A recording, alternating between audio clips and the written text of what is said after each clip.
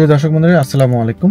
বর্তমানে ইউকেতে সেটেলমেন্টের বিষয়ে আসলে অনেকেরই বেশ কিছু উদ্বেগ কাজ করছে, কারণ এখনকার বেস্ট রুটগুলো কি হতে পারে যেটির মাধ্যমে ইউকেতে আসলে সেটেল হওয়া যায়। তো বেস্ট রুটগুলো বর্তমান পরিস্থিতিতে আমি যদি বলি তাহলে স্কিলড ওয়ার্কার রুটে অবশ্যই আপনি যদি যোগ্য হন, যে কোনো স্কিলড ওয়ার্কার রুটে স্যালারি থ্রেশহোল্ড পূরণের মাধ্যমে আপনি স্কিল ওয়ার্কার রুটে গিয়ে 5 বছর থেকে দেন আইএলআর এ যেতে পারবেন বা সেটেলমেন্টে যেতে পারবেন। বাট কিভাবে স্কিল ওয়ার্কার রুটে যাবেন, সেক্ষেত্রে বেস্ট কয়েকটি উপায় হতে পারে এনএইচএস এ জব করা, আরেকটি হতে পারে সিভিল সার্ভিসে জব করার মাধ্যমে স্কিল ওয়ার্কার রুটে যাওয়া, আরেকটা হতে পারে গ্লোবাল ট্যালেন্ট ভিসাটাকে চেঞ্জ করে দেন যে কোনো জব করা, কারণ গ্লোবাল ট্যালেন্ট ভিসায় আসলে কোনো স্যালারি থ্রেশহোল্ড মেইনটেইন করতে হয় না, কোনো আলাদাভাবে স্কিল ওয়ার্কার রুটে যেতে হয় না। সো গ্লোবাল ট্যালেন্ট ভিসায় চেঞ্জ হওয়া কিংবা ইনোভেটর ফাউন্ডার ভিসায় নিজের ভিসাকে চেঞ্জ করা।